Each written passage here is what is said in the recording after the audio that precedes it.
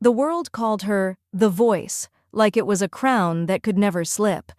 But here's the contradiction that opens our case file.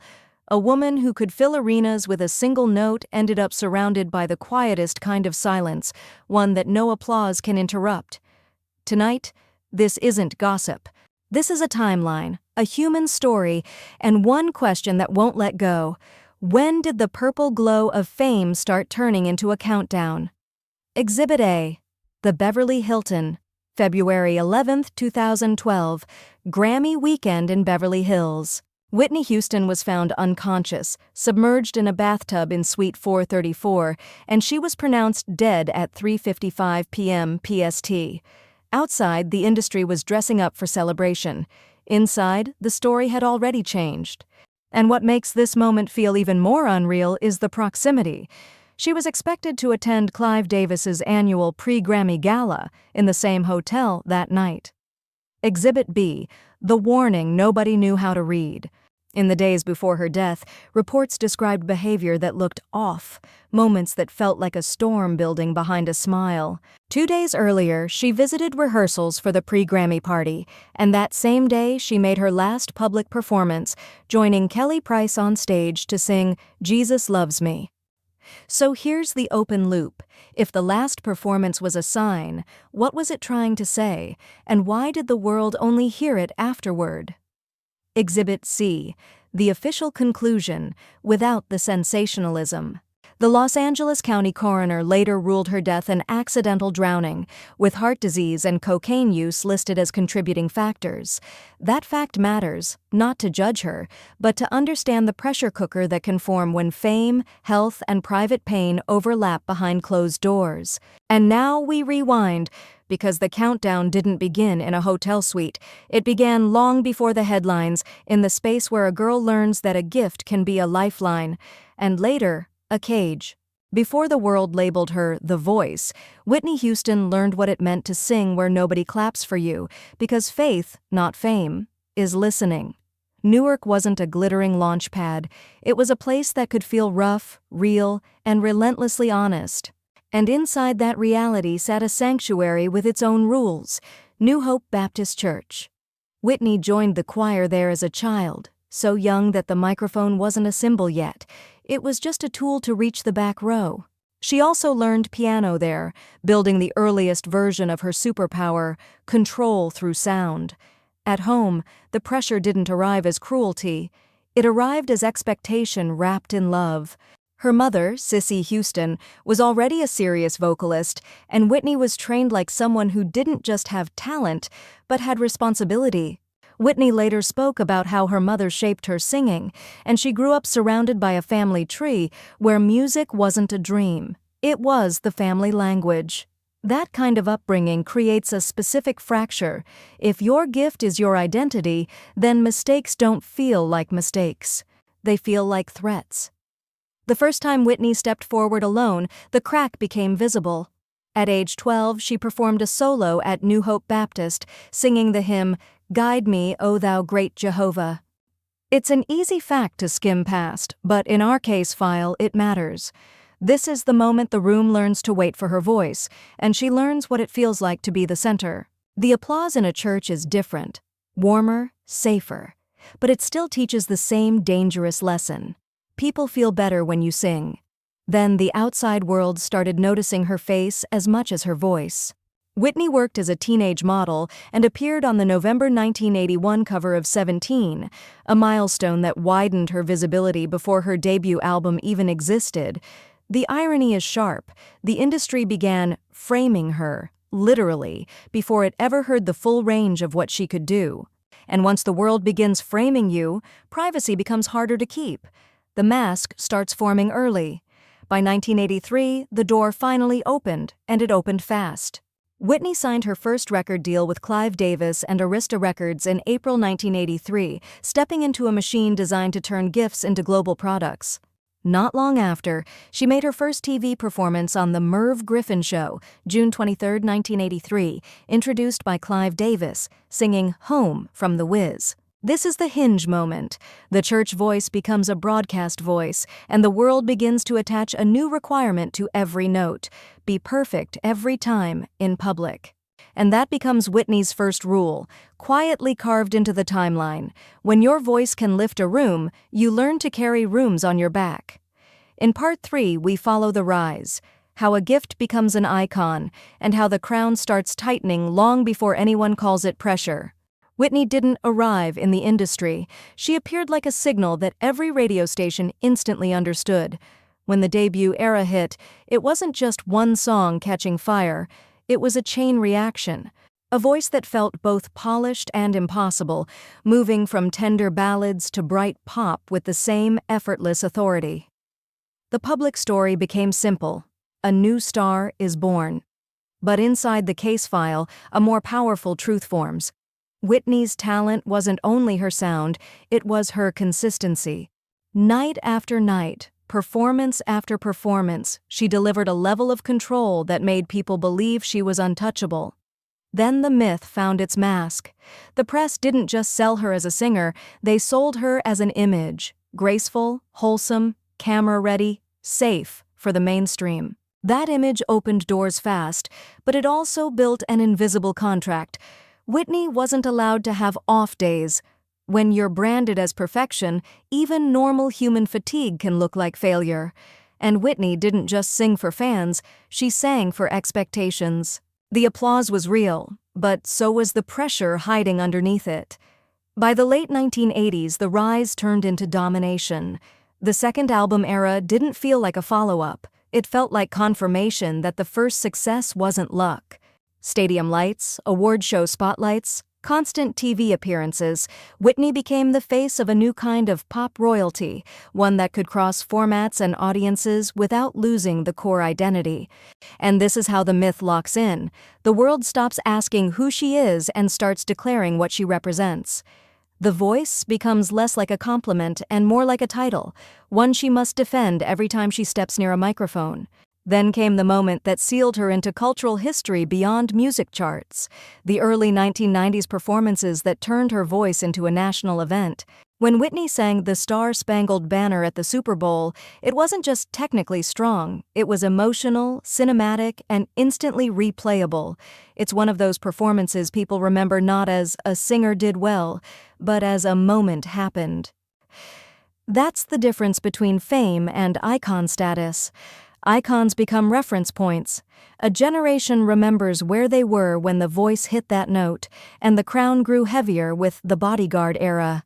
Whitney didn't just deliver a hit, she delivered a cultural wave. I Will Always Love You wasn't simply popular. It became a global shorthand for heartbreak, devotion, and power. At that point, the myth was complete. Whitney Houston was not only a vocalist, she was an event, a brand, a symbol of excellence that felt permanent. But every myth has a hidden cost, and the file shows it clearly. The higher the pedestal, the fewer places you can safely stand. When the world expects the miracle every single time, the human behind the miracle starts running out of quiet. That's where Part 4 begins, because once the crown becomes a cage, the timeline stops being a rise and turns into a pressure cooker. By the time Whitney was fully crowned, her career wasn't just a career, it was a public expectation that never slept.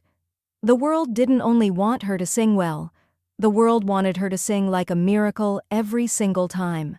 That's the hidden trap of being labeled the voice. It turns talent into a duty. If she sounded flawless, it was normal. If she sounded tired, it became a headline. And that's how perfection becomes a prison, because even human moments start getting treated like evidence of failure. Then the spotlight moved from the stage to her private life, and it rarely moved gently. Whitney's relationship with Bobby Brown became a constant media obsession, the kind that turns personal conflict into public content. In a case file lens, the important point isn't gossip, it's pressure. When your home becomes a rumor factory, rest becomes impossible. Every appearance gets analyzed, every quote becomes a clue, and privacy stops being a choice. It becomes a battle you lose a little more each month. Inside the industry, the machine kept demanding output. Albums, soundtracks, award shows, rehearsals, promo cycles. Whitney's name wasn't just on music, it was on schedules. And schedules don't care how someone feels. Even success adds weight. A blockbuster era like The Bodyguard doesn't end pressure. It multiplies it, because now every next project is measured against a cultural earthquake. The hardest part is invisible. The voice isn't only art, it's a body. And when the body becomes the instrument, stress doesn't stay emotional. It becomes physical. Over the years, there were public moments that suggested the strain was no longer hidden, performances that received harsh commentary, interviews where the energy didn't match the old myth, and headlines that blurred the line between verified facts and speculation. This is where our format matters. Some things are confirmed, some things are reported, and some things remain unknowable from the outside. But the emotional truth is clear. The more the public demanded the old Whitney, the more trapped she became inside an image that didn't allow struggle. The myth kept asking for an encore, even when the human needed an exit. And still, Whitney kept trying to return to the center of her own story. A comeback era. New appearances, new attempts at stability, proof that she wanted her voice to be the final word, not the headlines. But the timeline doesn't reward effort the way fans do. It rewards timing. And when we step into Part 5, timing becomes everything, because Grammy-weekend 2012 wasn't just another event. It was the moment the pressure cooker finally turned into a countdown. The final stretch doesn't read like a dramatic movie twist. It reads like real life, fragmented, fast, and filled with moments that only become signals after the fact. In our case file, the goal isn't to speculate. It's to follow what can be traced, separate what's confirmed from what was reported, and ask the only question that matters in a respectful timeline. How did the myth keep moving while the human was running out of room to breathe? T72 Hours. February 9, 2012. The last public note. What the public saw. Whitney still in the Grammy-weekend orbit, showing up around rehearsals for Clive Davis's pre-Grammy event at the Beverly Hilton, and later appearing on stage with Kelly Price to sing Jesus Loves Me. What was later recorded in the timeline, this became her final public performance. What it meant. The case file doesn't treat this as foreshadowing for clicks. It treats it as a human moment, a fragile glimpse of someone still trying to be present in the world she helped build. T24 to T12 Hours, February 10, 11, 2012. The fog before the door closes. What the public saw. Whitney's name still attached to the same glittering destination, Clive Davis's annual pre-Grammy party, an event she was expected to attend at the same hotel. What was reported afterward, accounts described her as not fully well in the days leading up, and the timeline becomes a blur of concerns that never fully turned into intervention. What it meant, when someone has lived under cameras for decades, something feels off can sound like tabloid noise, until it isn't. T0, February 11, 2012. Exhibit A becomes the ending. What the public saw. Shock headlines. Whitney Houston found dead at the Beverly Hilton. What is confirmed? She was found unconscious, submerged in a bathtub in Suite 434, and was pronounced dead at 3:55 p.m. PST. What it meant, the most painful contrast in the file, an icon of voice, ended in silence behind a locked hotel door, while the city outside prepared for celebration. Hours later, the industry keeps moving. The party still happened.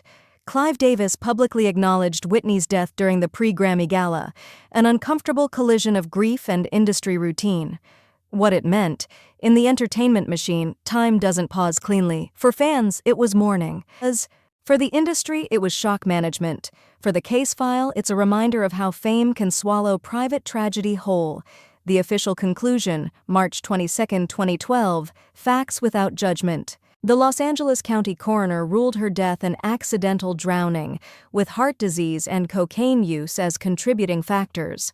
What it meant, not a moral ending, an evidence ending. The file doesn't ask you to judge her. It asks you to see the pressure cooker clearly, so the legacy is told with honesty and respect.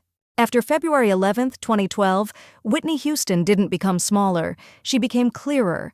When the noise finally stopped, what remained was the simplest proof. The voice itself. Not just the famous songs, but the standard she set. how a pop vocalist could sound like church, cinema, and heartbreak in the same breath. Even now, new singers don't just cover Whitney, they measure themselves against her without saying her name. And then the timeline turns from shock into ritual. Fans gathered outside the Beverly Hilton. Others returned to Newark in grief, turning memories into candles, flowers, and quiet singing. The world didn't only mourn a celebrity, it mourned a feeling, because Whitney's best performances didn't sound like entertainment. They sounded like somebody's life being understood out loud. Legacy After Dark has to say the hardest part gently. The ending doesn't erase the art, and the art doesn't erase the ending. Two truths can exist at once. Whitney's story is a reminder that fame can amplify pain while hiding it, and that a public smile is not a medical report, not a safety guarantee, not a confession of being okay. So we close this file the way we opened it: myth versus human. If you want to honor Whitney tonight, comment one Whitney song title that still hits you like truth. Like the video for more respectful Final Days plus Legacy case files, and subscribe, because the next story we open after dark won't chase gossip. It will chase understanding.